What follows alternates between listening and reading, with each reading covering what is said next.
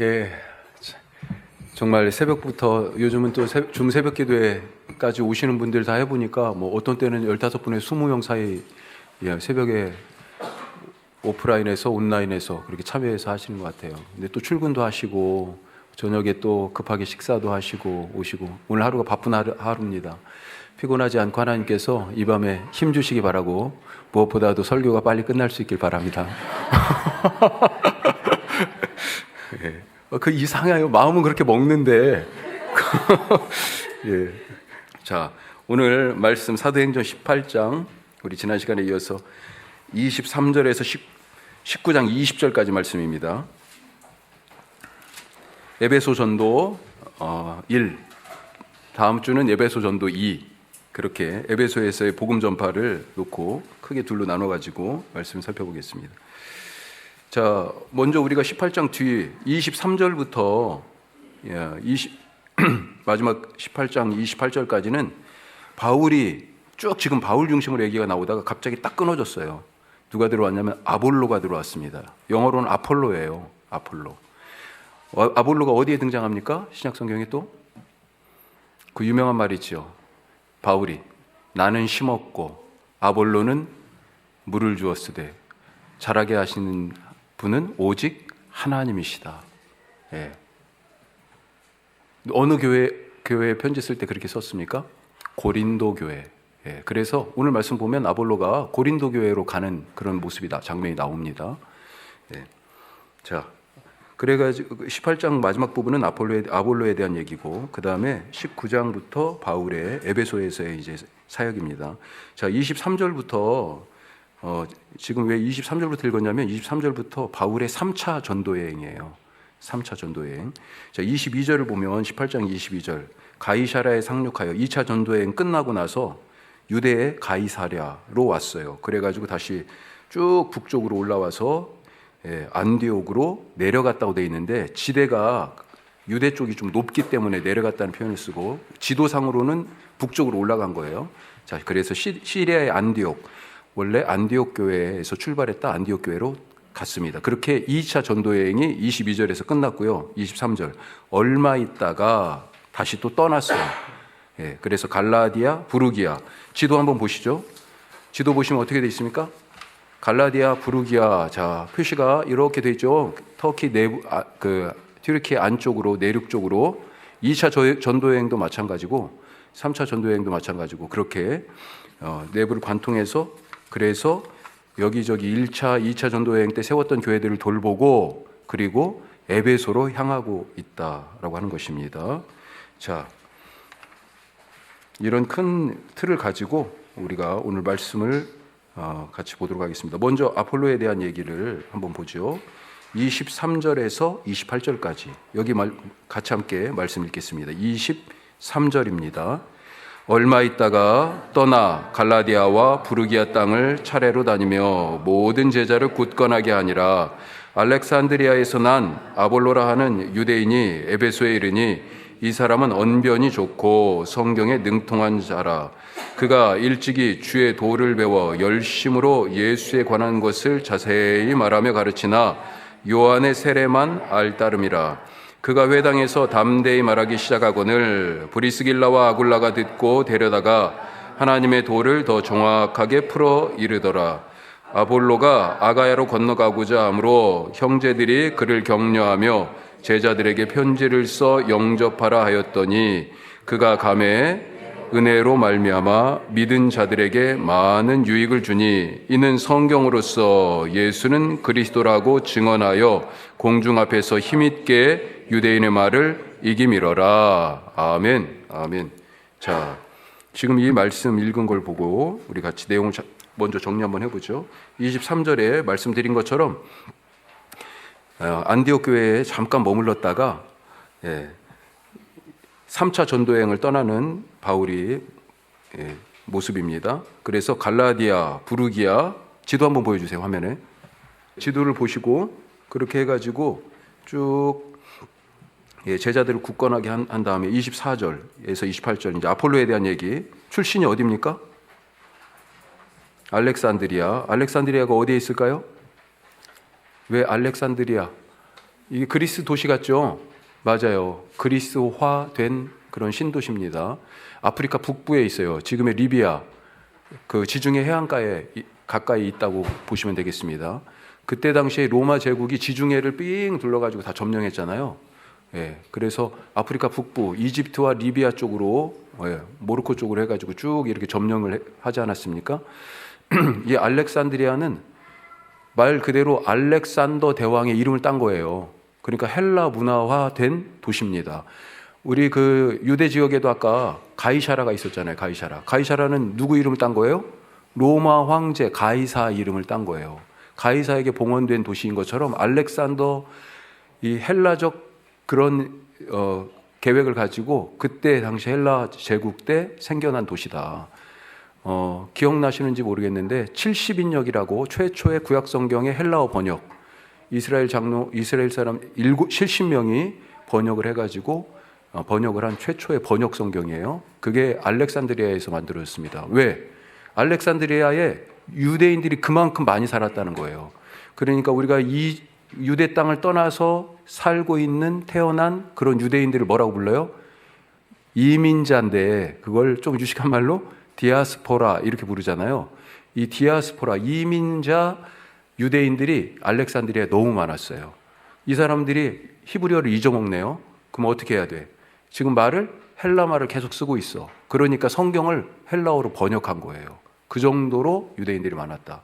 뿐만 아니라 이 알렉산드리아는 로마 제국 내에서 제일 도서관이 큰 도서관을 갖고 있었습니다. 제 기억으로 70만 권이라고 좀 들은 것 같은데 그 다음에 오늘 나오는 에베소가 알렉산드리아에 버금갈 만한 다음 규모의 도서관이 있었어요. 그 정도로 큰 문화적으로 번성한 알렉산드리아 에베소. 자, 그러니까 거기에서 언변이 좋고 성경에 능통했다 그랬습니다. 여기서 언변이라고 표현했는데 헬라 시대 때 그리스 시대 때 사람들이 뭘 배웠어요? 수사학을 배웠습니다. 수사학. 이게 쉽게 얘기하면 말하는 법이에요. 어떻게 말을 사람들에게 설득력 있게 하는지, 사람을 설득하는 법이에요. 그러니까 그래서 언변이 좋고 이렇게 표현한 거예요. 최고의 헬라 교육을 받았다. 아볼로가 또 율법의 성경에 능통해요. 유대인의 정체성도 같이 가지고 있었어요. 우리 이민자들의 영어도 잘하고 한국말도 잘하고 뭐 이런 거 같은 느낌이에요. 지금 단순히 말만 잘할 뿐만 아니라 그 문화 핵심을 알고 정확하게 파악하고 있는 그런 사람이다. 아볼로가. 자, 그러면서 계속해서 보면 어떻습니까? 주의 도를 배워서 열심으로 예수님에 대해서 가르쳤지만 한계가 있었어요. 요한의 세례만 알았다. 자, 이 사람을 데려다가 브리스길라 아굴라가 그래서 가르쳤다. 그렇게 에베소에서 그런 영적 성장이 있었어요. 아볼로에게. 그리고 나서 27절에 보면 아볼로가 어디로 가려고 합니까? 아가야가 어디일까요?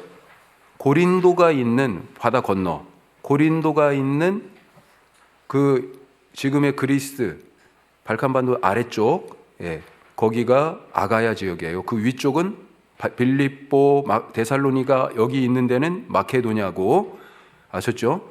그래서 고린도로 가는 거예요. 사실은 아가야 지역으로 간다는 얘기가. 그래서 추천장을 써주죠. 그러면서 고린도에 가서는 뭐라고 증거합니까? 예수는 그리스도다라고 증언합니다. 자, 그 이야기를 우리가 말씀을 읽었어요. 자, 이 읽은 말씀을 가지고 우리가 질문 한번 들어가 보죠. 자, 질문 첫 번째. 에베소의 아볼로와 고린도의 아볼로 차이점이 있습니다. 무엇일까요? 지금 내용을 보면서 우리가 다 얘기를 했는데 예수는 그리스도라고 증언을 했어요. 에베소에서도 언변에 능하고 성경에 능통한 이 자기의 장점을 살려가지고 막 주의 도에 대하여서 얘기를 했단 말이죠. 그렇게 열심히 있게 얘기했습니다.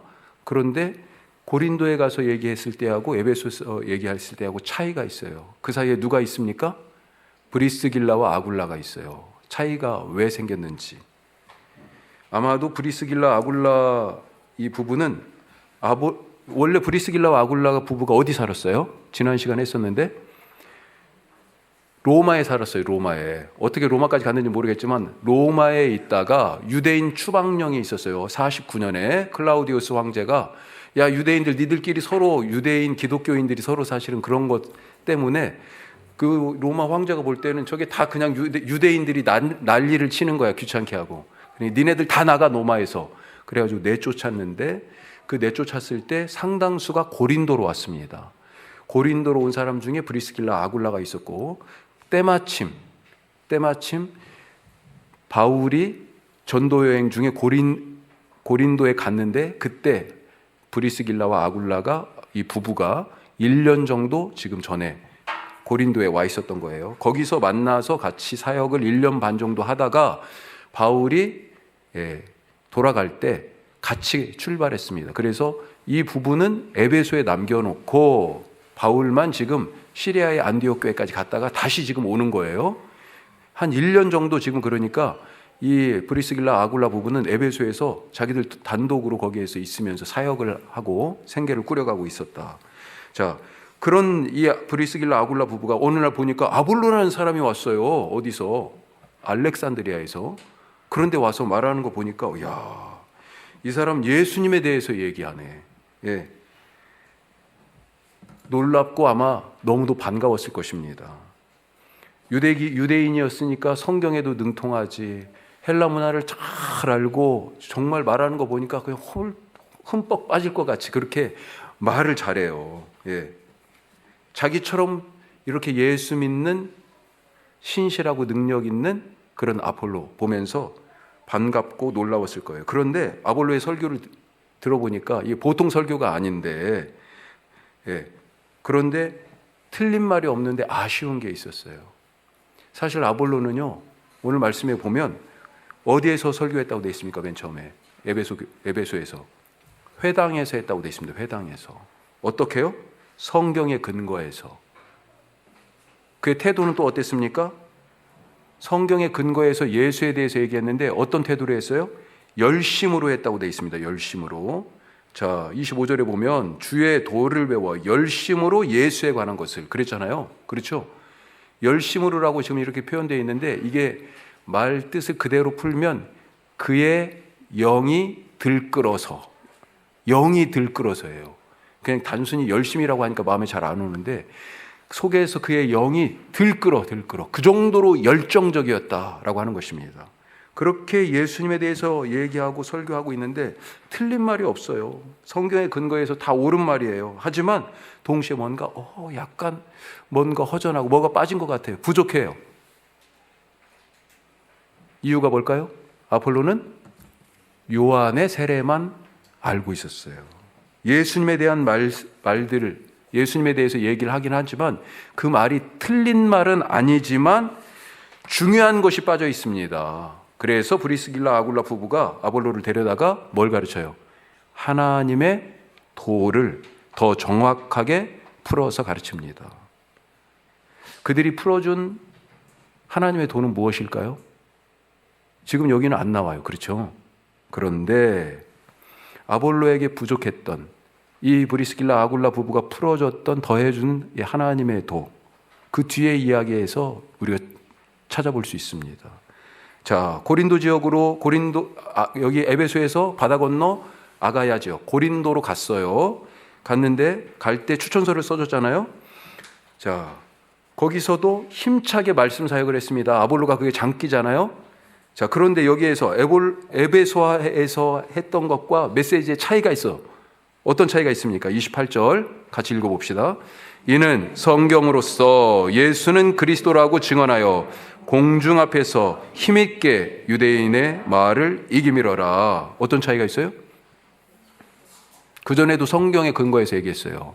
맞아요. 똑같아요, 이건. 근데 예수를 그리스도라고 증언했다고. 에베소에서는 이 얘기 안 나와 있어요.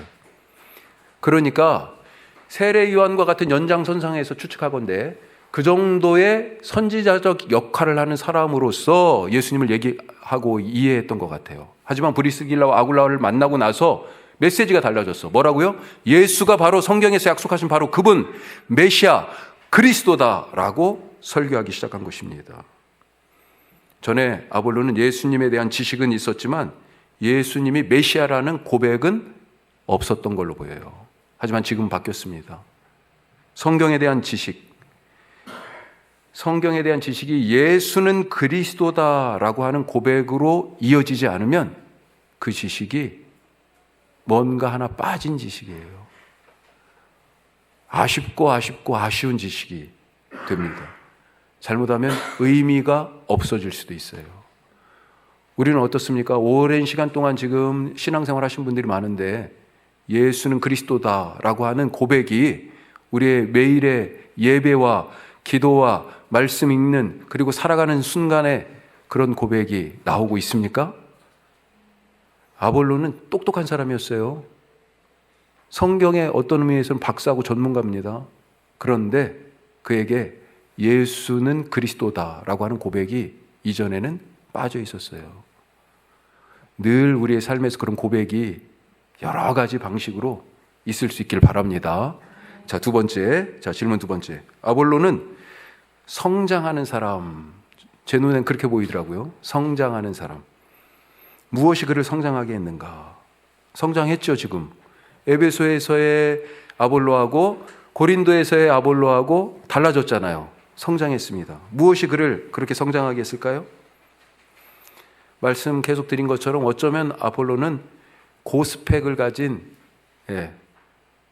그런 인물이다, 그렇게 보여집니다. 수사학도 배웠고 성경에도 누구보다도 능통합니다. 아마 율법학교도 다녔을 것 같은 생각도 들어요. 자, 그런데 천막 짓는 일을 하는 브리스길라 아굴라 부부에게 하나님의 도에 대하여, 하나님의 말씀에 대하여 배웠어요, 가서. 아볼로 입장에서는 뭐예요? 자기는 율법을, 말씀을 가르치는 사람인데, 아니, 저 사람들한테 가가지고 오히려 나한테 배워야 될 것 같은데 그 사람들한테 가서 배웠다고요. 누구보다도 성경에 박식하고 능통한 사람, 소위 성경 전문가 아볼로. 그런데 내가 전문가인데 지금 당신이 모르는 게 있어요. 나의 무지와 부족함을 누군가가 말하고 있어요. 기분이 어땠을까요? 우리 번데기 앞에서 주름 잡는다, 그런 말이 있잖아요. 또 무슨 말이, 비슷한 말이 뭐가 있을까요? 예? 번데기 앞에서 주름 잡는다. 공자 앞에서 문자 쓴다. 또 뭐가 있습니까? 저도 잘 생각이 안 나서 검색을 해봤어요. 그랬더니 하나 더 나오더라고요.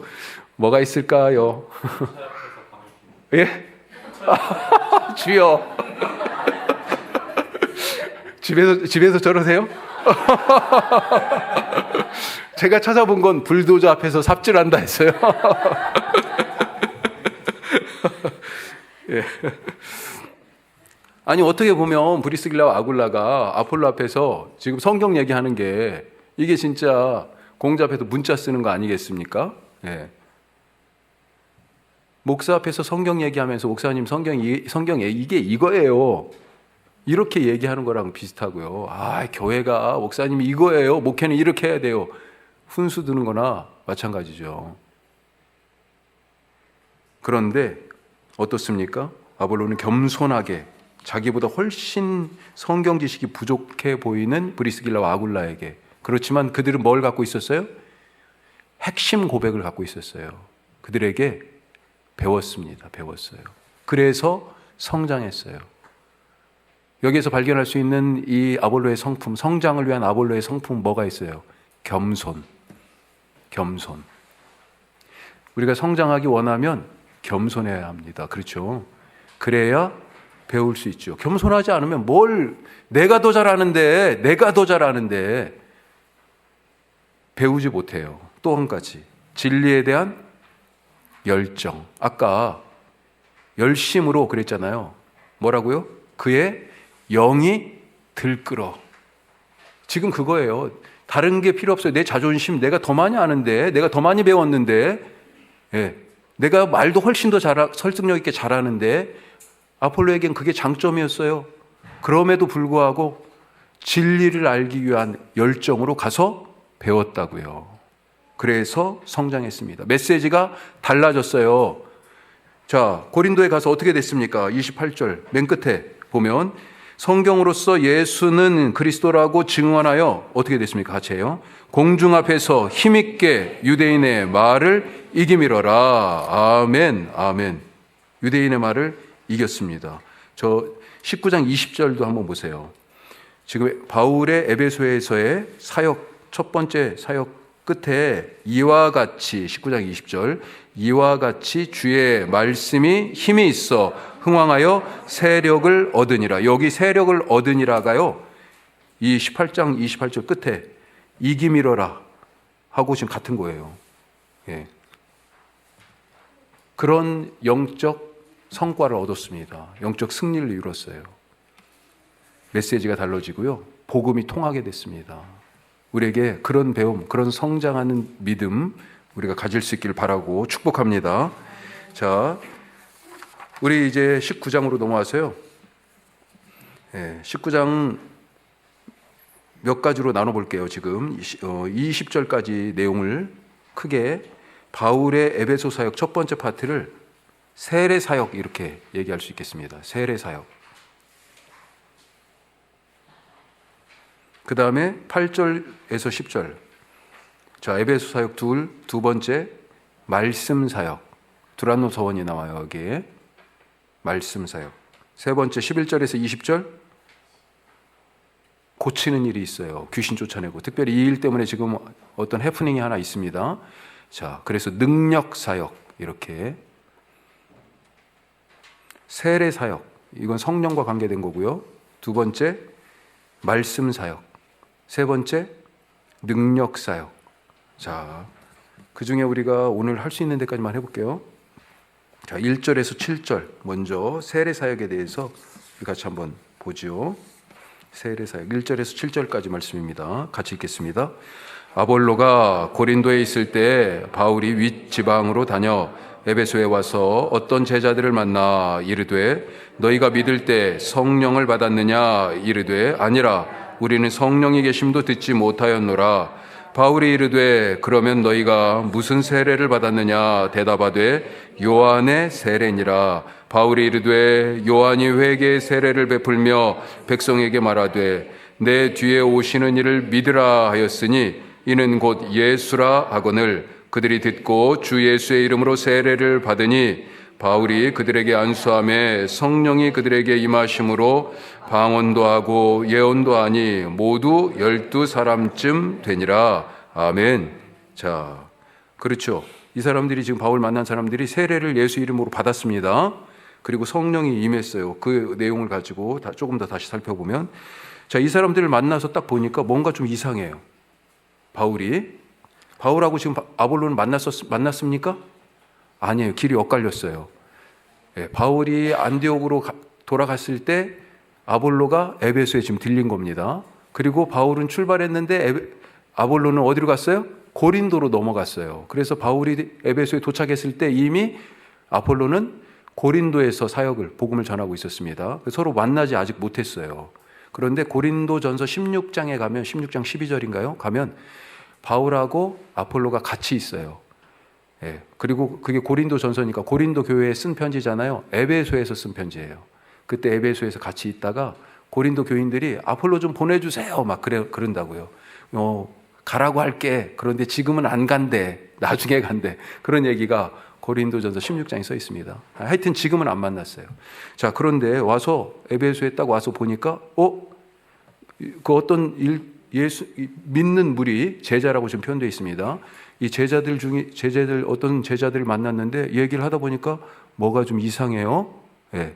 자, 이 사람들 아폴로하고 좀 비슷해요. 보니까 물어보죠. 그래서 너희가 믿을 때 성령을 받았느냐? 성령. 뭐라고 대답해요? 아니라고요. 성령이 뭔지 모른다. 성령의 계심도 지금 처음 듣는 얘기예요. 듣지 못했어요. 자, 그래서 6절, 7절로 가면 어떻게 됩니까?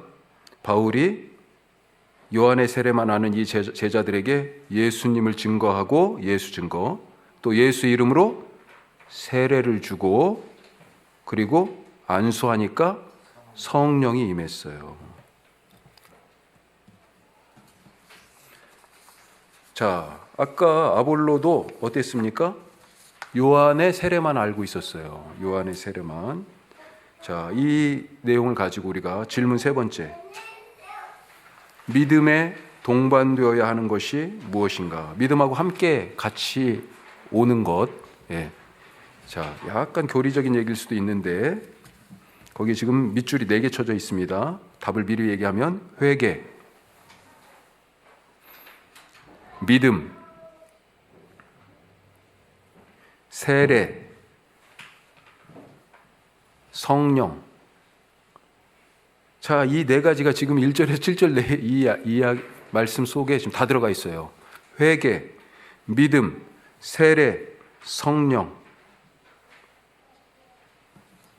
자, 바울이 지금 이 에베소에 와서 만난 이 어떤 제자들, 너희가 믿을 때 성령을 받았느냐? 이상한 낌새를 채고 이거 이 사람들 성령을 모르는 것 같아? 물어봅니다. 믿을 때, 믿음과 지금 성령을 얘기하고 있어요. 그러니까 우리는 성령이 계신지 듣지도 못했다. 확인해 보니까요, 요한의 세례만 알아요. 요한의 세례가 뭡니까? 회개의 세례예요. 회개의 세례. 형식적으로는 물 세례, 회개의 세례. 자, 이들의 믿음이 여기까지였던 것입니다. 그래서 바울은 요한의 이 회개의 세례를, 요한이 왜 회개의 세례를, 그 물 세례를 베풀었는가라고 하는 이유를 알려주죠. 4절에. 이유가 뭡니까? 바로 예수 그리스도 때문에. 예수 그리스도 때문에. 마태복음에 보면 마태복음 3장 2절에 요한이 처음 등장하는 대목이 마태복음 3장 2절이에요. 딱 등장해서 하는 첫 번째 마디가 뭐냐? 회개하라, 천국이 가까이 왔느니라. 이 회개는 뭐예요? 자, 이 회개를 통해 가지고 그들이 물로 씻음 받고 죄를 씻음 받으라고 그렇게 얘기를 하는데, 그 뒤에 이렇게 얘기합니다. 마태복음 3장 11절에 나는 너희로 회개하기 위하여 물로 세례를 베풀거니와 그는 성령과 불로 너희에게 세례를 베푸실 것이요. 이렇게 얘기합니다. 나의 세례는 예수님이 주실 세례에 대한 예비적인 그림자다라고 하는 얘기죠. 예. 여기에서의 요한이 말하는 이 회개는 죄와의 결별, 우리가 이렇게 얘기할 수 있다면, 믿음은 뭐예요? 방향의 전환이다. 자, 죄와 결별했어요. 지금 거기까지만 이 사람들은 알고 있는 거야. 죄를 씻고 옛 생활을 청산하는 걸 우선 거기까지는 했어요. 그 다음에는 어떻게 해야 돼요? 방향을 바꿔야 돼요. 회개는 어떤 의미에서는 가던 길을 멈추는 겁니다. 그 다음에는 뭐예요? 방향을 바꾸는 거예요. 바꿔서 가는 거죠. 그게 믿음이다. 우리가 그렇게 생각해 볼 수 있지 않을까 합니다. 어디를 향해서 방향을 바꿉니까? 바로 예수 그리스도를 향해서. 그래서 히브리서는 뭐라고 얘기해요? 믿음의 주요 온전케 하시는 이인 예수를 바라보자. 방향이 바뀌어야 된다는 거예요. 시선이 바뀌어야 된다는 거죠. 그렇게 바뀌어진 믿음의 삶, 즉 예수를 믿기에 그 믿음의 증표로 세례를 받는 것입니다. 자, 그런데 가만히 생각해 보니까 예수님의 세례가 어땠어요? 예수님이 세례를 받고 물에서 올라오실 때 어떤 일이 있었습니까? 하늘이 열리고 성령이 비둘기같이 하늘에서 내려왔어요. 자, 회개, 그 다음에 믿음, 세례, 물, 그렇죠, 세례, 그 다음에 성령, 이게 다 같이 연결이 되네. 다 같이 연결이 돼. 자, 성령이 비둘기같이 내려오면서 하늘에서 어떤 소리가 있었습니까? 마태복음 3장 17절 거기 말씀 있죠? 같이 한번 읽어보겠습니다. 하늘로부터 소리가 있어 말씀하시되 이는 내 사랑하는 아들이요 내 기뻐하는 자라 하시니라. 아멘. 아멘. 바로 그겁니다. 네. 자, 그런데 오늘 말씀에서 보니까 이 사람들이 이제 요한의 세례에서 더 나와가지고 그래서 예수님에 대하여서 예수님을 지금 보여주고 있잖아요, 바울이. 예. 예수님에 대한 믿음이 생겼고 그 믿음이 생긴 그들에게 예수 이름으로 이제 세례를 베풉니다. 자, 예수님이 세례 받을 때 뭐가 있었다고요? 성령이 임했어요. 그래서 세례 받은 이들에게 안수하여 기도하자 어떻게 돼요? 성령의 부어주심이 나타나는 거예요. 성령의 부어주심의 나타남의 증표로 어떤 게 있었습니까? 오늘 말씀에서는 방언과 예언. 그런데 이제 여기에서 논쟁거리가 생겨요. 방언과 예언을 해야 성령이 부어진 것으로 이해하는 그런 경향들이 있어요. 그런데 과연 그러한가? 맞아요. 방언과 예언이 성령의 부어주심의 하나의 표징이 될 수 있는데 진짜 성령의 임재의 표징은 뭐예요? 근본적인 표징은? 그건 여러 현상 중에 하나, 방언과 예언은 여러 현상 중에 하나일 뿐이지요. 더 근본적인 성령의 부어주심의 표징은 뭐예요? 우리가 하나님의 자녀가 되었다는 그 구원의 확신이에요. 아까 뭐라고요? 예수님이 세례받고 올라오실 때 성령이 내려오면서 뭐라고 그랬어요? 이는 내 사랑하는 아들이요. 내가 그를 기뻐한다. 내 기뻐하는 자다. 성령의 임재하심의 가장 큰 증거는 내가 하나님의 아들과 딸이 되어 구원받은 자가 되었다라고 하는 것이다. 라고 하는 것을 잊지 마시기 바랍니다. 앞서 성령이 예루살렘 제자들에게 오순절날 임했을 때 그때도 이 성령의 오심을 통하여서 어떤 현상들이 있었어요. 그런데 성경의 모든 복음 전하는 상황마다 그런 일이 있었다라고 얘기하잖아요. 특별히 몇몇 장면을 성령의 이런 부어주심, 임재에 대하여 얘기하는데 또한 그 다음에 나오는 데가 어디냐? 사마리아에 복음 전해졌을 때예요. 그때는 이미 빌립 집사님이 가서 복음을 전하고 예수 이름으로 세례도 다 줬어요. 그런데 베드로와 요한이 와가지고 어땠습니까? 그들 위해 안수하니까 성령이 임했어요. 네. 그때까지는 성령이 없었던 거예요? 이제 이게 앞뒤로 딱 얘기하면서 뭐 성령 세례가 먼저냐, 구원이 먼저냐, 뭐 여러 가지 얘기를 하는데 너무 복잡하게 생각하실 거 없어. 예. 그게 그렇게 중요한 게 아니에요. 믿는 자들에게 하나님이 선물로 주셨어요. 그들에게. 예. 왜 주셨을까? 사마리아에 생긴 교회예요. 아까 앞에는 유대, 예루살렘에 생긴 교회고 그 두 교회에 똑같은 성령을 부어주심으로 말미암아 이 두 교회가 같은 교회야 라고 하는 것을 알려주신 것입니다. 그 다음에는 언제 또 이런 현상이 있었게요? 사도행전 10장에 가면 고넬료의 집에 베드로가 갔을 때 이런 일이 또 일어납니다. 자, 사도행전 1장 8절에서 복음이 어떻게 간다고 그랬어요? 예루살렘과 온 유대와 사마리아와 땅끝. 자, 그런데 지금 사마리아에 왔어. 사마리아에. 그런데 그 다음에 어디 왔다고요? 고넬료의 집. 고넬료의 집이 어디 있었냐? 가이사랴에 있었습니다. 유대 땅이에요. 그런데 사람은 누구예요? 이방인이에요. 뭔가 지금 좀 달라졌죠? 그때도 말씀을 전할 때 성령이 임했어. 그래가지고 그들에게 세례를 줬어. 이때는 세례가 그 다음이에요. 예. 아까 사마리아 사람들은 세례 먼저 받고 성령 나중에 받았는데. 그러니까 그 앞뒤 순서를 너무 가지고 혹시 그러지 마시라고. 그 다음에 오늘 말씀에서는 어때요? 완전히 이방 땅에, 완전히 이방 사람들에게 지금 성령이 임하고 있습니다. 다 무슨 얘기예요? 이 성령의 임재를 통하여 예루살렘에 있는 교회든지 사마리아에 있는 교회든지 유대 땅에 있는 이방인의 이방인의 가정 교회든지 이방 땅에 있는 이방인들만의 교회든지 상관없이 전부 다 예수 그리스도의 한 몸, 한 성령을 받은 하나의 교회다라고 하는 것을 말해주는 것입니다. 뭐 예언을 받았니, 방언을 받았니, 그게 그렇게 중요한 게 아니에요. 그건 하나님 필요하시면 다 주시는 거지. 하나님의 선물이잖아요. 예.